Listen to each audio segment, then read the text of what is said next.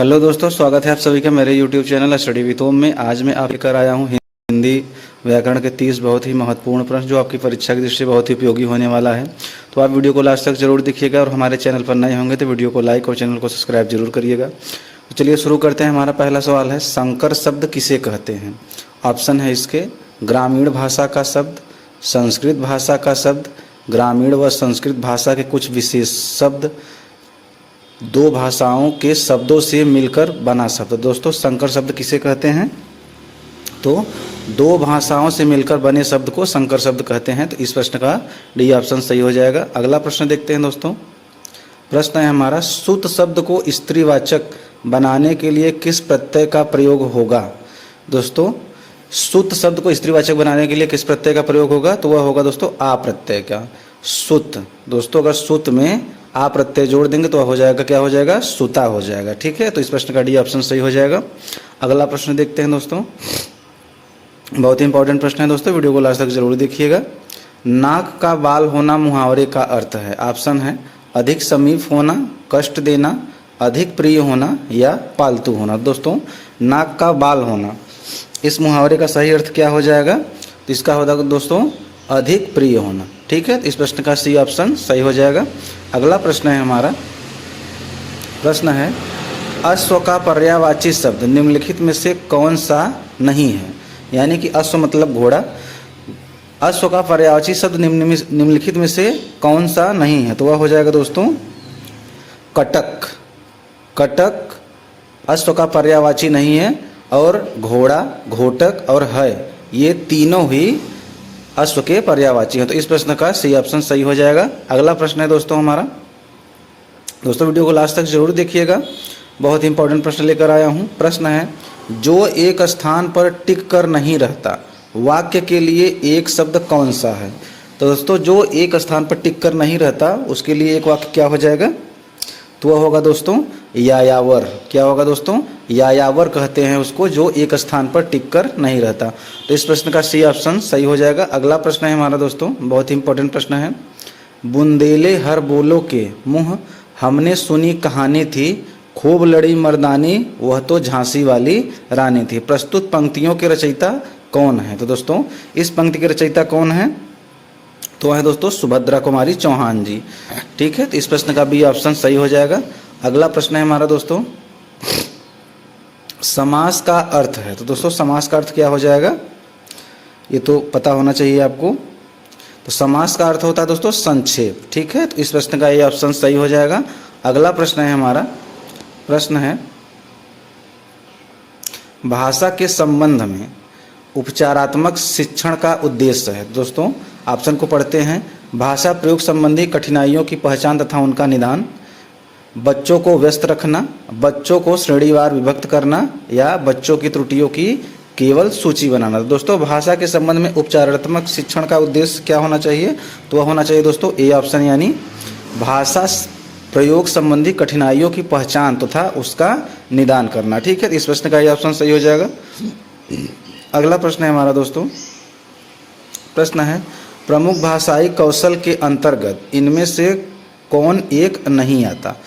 तो प्रमुख भाषाई कौशल के अंतर्गत इनमें से कौन एक नहीं आता? तो वह हो जाएगा दोस्तों हंसना। क्या दोस्तों? हंसना भाषाई कौशल के अंतर्गत नहीं आता। और भाषाई कौशल सिर्फ 4 ही हैं दोस्तों।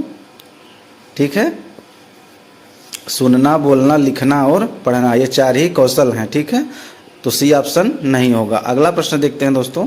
प्रश्न है हमारा, हिंदी दिवस मनाया जाता है। तो दोस्तों हिंदी दिवस कब मनाया जाता है? ये मोस्ट इम्पॉर्टेंट क्वेश्चन है। तो हिंदी दिवस मनाया जाता है दोस्तों 14 सितंबर को। याद रखिएगा, 14 सितंबर को हिंदी दिवस मनाया जाता है। अगला प्रश्न देखते हैं दोस्तों। प्रश्न है हमारा दोस्तों, हम फास्ट रिविजन कर रहे हैं। प्रश्न है काव्य शिक्षण का उद्देश्य है। ऑप्शन है भाषा में प्रयुक्त होने वाले विराम चिन्हों से परिचित कराना, व्याकरणिक नियमों की जानकारी देना, संगीत कला में निपुण बनाना या रसानुभूति एवं आनंदानुभूति कराना। तो दोस्तों काव्य शिक्षण का उद्देश्य क्या होना चाहिए? तो वह होगा दोस्तों रसानुभूति एवं आनंदानुभूति कराना। तो इस प्रश्न का डी ऑप्शन सही हो जाएगा। अगला प्रश्न है हमारा दोस्तों, प्रश्न है निम्न में से किस वाक्य में विशेषण का प्रयोग हुआ है? ऑप्शन को पढ़ते हैं। राम जाता है, सीताफल खाती है, मेरी गाय काली है, या जल्दी उठना स्वास्थ्यवर्धक होता है। तो दोस्तों इनमें से किस वाक्य में विशेषण का प्रयोग हुआ है? तो वह हो जाएगा दोस्तों मेरी गाय काली है। ठीक है, जो यह काली गाय है, काली शब्द यही विशेषण है। ठीक है, तो इस प्रश्न का सी ऑप्शन सही हो जाएगा। अगला प्रश्न देखते हैं दोस्तों। प्रश्न है हमारा, नाटक शिक्षण में कक्षाभिनय प्रणाली के प्रयोग से, ऑप्शन को पढ़ते हैं, शिक्षक एवं बच्चों का समय व्यर्थ होता है, पात्रानुसार बच्चों द्वारा अभिनय से सीखने की प्रक्रिया में तेजी आती है, बच्चों पर विपरीत प्रभाव पड़ता है, उपयुक्त में से कोई नहीं। तो दोस्तों नाटक शिक्षण में कक्षाभिनय प्रणाली के प्रयोग से बच्चों में क्या होता है? तो वह होता है दोस्तों बी ऑप्शन सही होगा इसका, पात्रानुसार बच्चों द्वारा अभिनय से सीखने की प्रक्रिया में तेजी आती है। ठीक है, अगला प्रश्न देखते हैं दोस्तों। प्रश्न है हमारा, निम्न शब्द में अधिकरण कारक का प्रयोग हुआ है। दोस्तों इनमें से किस शब्द में अधिकरण कारक का प्रयोग हुआ है? तो वह उसमें किस में हुआ है दोस्तों? तो वाहनोढ़ में। ठीक है दोस्तों, वाहनोढ़ में अधिकरण कारक का प्रयोग हुआ है। तो इस प्रश्न का ये ऑप्शन सही हो जाएगा। अगला प्रश्न देखते हैं दोस्तों। प्रश्न है हमारा, किस रस को रसराज कहा जाता है? दोस्तों रसराज किस रस को कहा जाता है? ऑप्शन है श्रृंगार रस, वीर रस, हास्य रस, या इनमें से कोई नहीं। दोस्तों किस रस को रसराज कहा जाता है? तो वह हो जाएगा दोस्तों श्रृंगार रस। श्रृंगार रस को क्या कहते हैं? रसराज कहते हैं। ठीक है, अगला प्रश्न देखते हैं दोस्तों। प्रश्न है हमारा, घनानंद को किस युग का कवि माना जाता है? तो दोस्तों घनानंद को किस युग का कवि माना जाता है? तो उनको माना जाता है दोस्तों रीतिकाल का। रीतिकाल का कवि माना जाता है घनानंद को। इस प्रश्न का सी ऑप्शन सही हो जाएगा। अगला प्रश्न देखते हैं दोस्तों। प्रश्न है हमारा, निम्नलिखित में से शुद्ध वर्तनी वाला शब्द है। तो दोस्तों इनमें से कौन सा शुद्ध वर्तनी वाला शब्द है? तो वह हो जाएगा दोस्तों आशीर्वाद। ये ऑप्शन सही हो जाएगा। ठीक है, आशीर्वाद यह शुद्ध वर्तनी वाला शब्द है। अगला प्रश्न देखते हैं दोस्तों। प्रश्न नंबर 18 है हमारा, को से किस कारण चिन्ह का बोध होता है? ठीक है, को से किस कारण चिन्ह का बोध होता है? तो को से किसका बोध होता है दोस्तों? वह होता है कर्म कारक का। किसका दोस्तों? कर्ता का होता है ने और कर्म को। तो ठीक है, तो कर्म कारक इस पे हो रहा है। ठीक है, अगला प्रश्न देखते हैं दोस्तों। प्रश्न है हमारा, सच्चिदानंद हीरानंद वात्सायन अज्ञेय का उपनाम है। तो दोस्तों उनका उपनाम अभी मैंने बता दिया अज्ञेय। उनका पूरा नाम क्या था दोस्तों? अज्ञेय उनको कहा जाता था। ठीक है, इस प्रश्न का सी ऑप्शन सही हो जाएगा। दोस्तों वीडियो को लास्ट तक जरूर देखिएगा। हमारे चैनल पर नए होंगे तो वीडियो को लाइक और चैनल को सब्सक्राइब जरूर करिएगा। प्रश्न है, बिहारी के प्रसिद्ध हैं। तो दोस्तों बिहारी का क्या प्रसिद्ध है? तो उनका प्रसिद्ध है दोस्तों दोहा। बिहारी के क्या प्रसिद्ध है दोस्तों? दोहा प्रसिद्ध है बिहारी के। तो इस प्रश्न का डी ऑप्शन सही हो जाएगा। अगला प्रश्न है हमारा, पुनर्जन्म शब्द का संधि विच्छेद है। तो दोस्तों पुनर्जन्म का संधि विच्छेद क्या हो जाएगा? ए ऑप्शन पुनः धन जन्म। क्या हो जाएगा दोस्तों? पुनः धन जन्म। इस प्रश्न का ऑप्शन सही हो जाएगा। और इसमें दोस्तों व्यंजन संधि है। ठीक है, पुनर्जन्म किसका उदाहरण है? व्यंजन संधि का उदाहरण है पुनर्जन्म। ठीक है, अगला प्रश्न देखते हैं दोस्तों। सॉरी, इसमें विसर्ग संधि का उदाहरण है, मैं क्षमा चाहता हूँ। अगला प्रश्न है हमारा दोस्तों। प्रश्न है, शोक किस रस का स्थायी भाव है? तो दोस्तों शोक किस रस का स्थायी भाव है? तो यह है दोस्तों करुण रस का। ठीक है, करुण रस का स्थायी भाव क्या है? शोक। ठीक है, और शांत का क्या होता है? निर्वेद होता है। हास्य का क्या होता है दोस्तों? वीर का होता है उत्साह। ठीक है, इस प्रश्न का बी ऑप्शन सही हो जाएगा। अगला प्रश्न है हमारा, सूरदास ने किस भाषा में सूर सागर की रचना की है? तो दोस्तों किस भाषा में रचना की है सूरदास ने?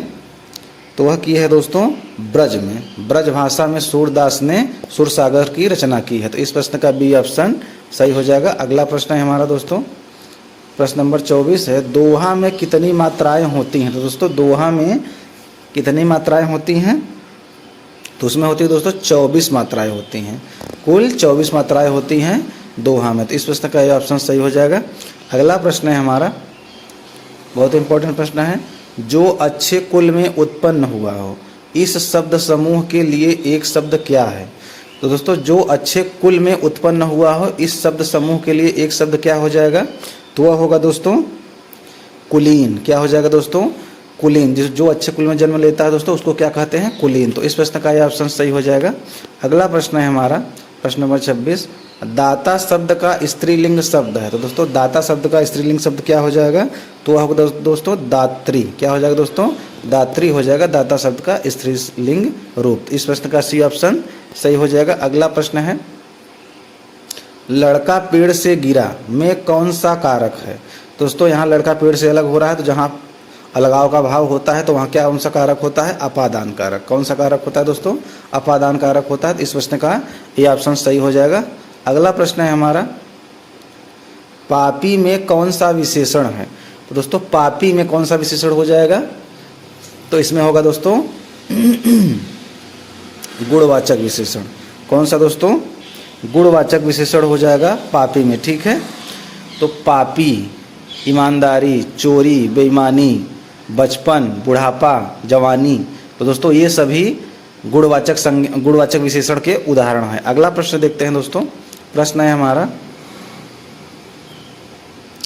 नवल सुंदर श्याम शरीर की सजल नीरद सी कल कांति थी में कौन सा अलंकार है? तो दोस्तों इसमें कौन सा अलंकार हो जाएगा?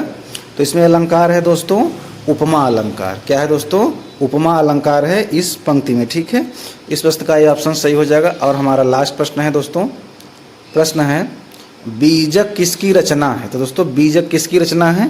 तो यह रचना है दोस्तों कबीरदास जी की। कबीरदास जी की रचना है बीजक। तो दोस्तों इसी के साथ हमारे 30 प्रश्न समाप्त होते हैं। अगर ये सभी प्रश्न आपको अच्छे लगे हों तो वीडियो को लाइक और चैनल को सब्सक्राइब जरूर करिएगा। आपका दिन शुभ हो।